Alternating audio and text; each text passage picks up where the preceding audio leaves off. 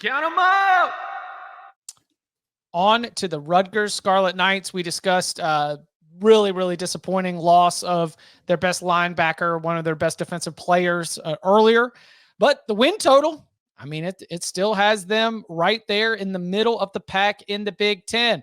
At FanDuel Sportsbook, where you can make every moment more, the win total is set at 6.5, over at plus 100, under at minus 122. Tommy buying into the Greek rifle? No. Okay. I am not. Like, there has been a lot of buzz around this team this offseason, and I get it. It's just that buzz is not really built around the Rutgers football team. It's built around Rutgers' schedule. Like, in non-con, they've got Howard and Akron, which they'll win. They got the road trip to Virginia Tech, which will be tough. But in Big Ten play, like, Rutgers came to the Big Ten and they said, hey, welcome to the league. Here's Ohio State, Michigan, and Penn State every single damn year. None of them are on the schedule this year. So when you look at it, you see Washington at Nebraska, Wisconsin, UCLA at USC is the toughest game. Minnesota at Maryland, Illinois at Michigan State. There's nothing on there where when you look at Rutgers and say they can't compete in these games. So I feel like it builds momentum to where everybody just kind of starts talking about that schedule, and they start, like we talked at the top of the show, you kind of just back yourself into a corner and people start painting themselves into a place where it's like Rutgers is going to be good this year. But as you mentioned, the quarterback is still eighth in Cali McManus, and him moving from Minnesota to Rutgers does not change my opinion of him. Like, I don't think this offense is going to have a dynamic passing game. I think Kyle Monangai is going to be stuck running into 8-man fronts pretty much all season, and we saw he can be successful doing it last year. It's just, can you count on Rutgers to win a bunch of games doing so? So with the total at 6.5, I think they can get to 7. I think they can get to 6. I think they can get to 5. I am taking the over because my projections have them at 6.6, but there is very little confidence in that in me.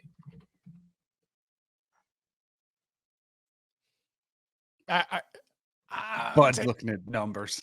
No, I ran that as a 7.5 win total somehow. I was like, okay. Thank you for pointing out that my notes are wrong. It's 6.5. I agree with Tom. The only nitpick I would have on this schedule is they don't get to play Purdue and they don't get to play Northwestern.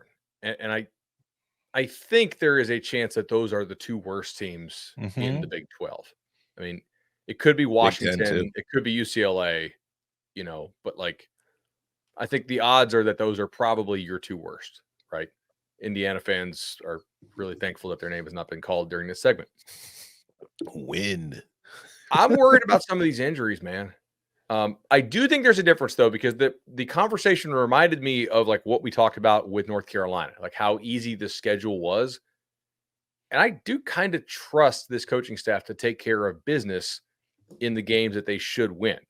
They generally do. There's just not many of them that they actually should win normally. So I'm very slightly under. I think 6-6 comes up a whole lot of times. Not one that I'm, rushing to bet necessarily. I'm excited to watch these guys. Like, Cali McManus ain't good, but he's definitely better than Wimsatt in my opinion. So they're upgrading. That's why I'm on the over. Like, as bad as the pass game was last year, I don't think it can get worse. Now it might be worse, but I think it's going to be a slight improvement. I mean, it was ineptitude at its best for Rutgers in the pass game last year with Wimsatt. I think Cali McManus I think he's actually like going to be really good in the play action pass game where you can run the ball like they want to, trust him to hit a check down if it's nothing there, potentially go over the top if they are loading up the box and kind of hit some shot plays, something that they really didn't have last year and had to rely more on the run game from the quarterback to develop some of those bigger plays. I don't know. I'm more of a believer in Shiano's building culture again at Rutgers. And I do think that I think the schedule does set up nice. Like when I was going through it, I was having to talk myself out of wins. Like, all right, are we really at the point we can just trust Rutgers to chalk up a dub against Illinois? But I do. So I'm showing a little bit more faith than you guys. I'm going over. I'm still high on what they're building there. Like long term, I just think that people are being a little too excited about the season. And Kelly McManus, are you sure he's a huge upgrade? Because at least Gavin Wimsatt could run. So Yeah. now you're bringing in Kelly McManus, who is not what I consider to be very mobile, which means you're kind of going to be running the quote unquote pro style offense. Do you want to run a pro style offense with this personnel? So, shout out to my buddy John. He actually ran a statistical analysis of this, and my theory that like when a coordinator goes out and gets a guy that he previously had, Mhm. it usually works out. That's actually true as it relates to the player's floor. Those guys very rarely bust, but they also don't typically break out a whole lot, which could speak to maybe coordinators and coaches overvaluing previous familiarity with the player. But Soraka had Kelly McManus in practice. Like he never coached him in games, I'm pretty sure, but like he was at Minnesota. I'm pretty sure he recruited him. So like it's kind of important for him, I think, job wise, to actually, score points this year and help the team win. So if he's putting his chips on Kelly McManus, I do think that there is probably a pretty decent chance that he's better than what they had with Wimsatt.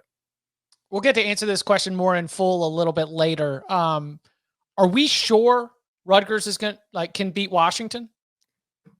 See, I thought the same thing, but like of the teams they play that are like tricky, where I was like win or loss, Washington, new regime, like new, totally new staff. Yeah, I had the same for UCLA, like a game where we're trusting him. It's UCLA, new staff. Like of the games that I was giving them dubs, kind of one way or other. Maryland on the road, like new quarterback without Talia. Are we trusting him there? Like I gave him that dub. It might be risky to give him that one, but I've got 9 toss-ups. Yeah. What are we defining as toss? Like single digit or just like under 7? Yeah. The realm is like, in that, could be one score either way type scenario where like at Virginia Tech, I think it is a toss up. I think they could go and win that game. But at the same time, even a Michigan State, even a Minnesota, like I'm not ready to all of a sudden give Rutgers a straight up W that way.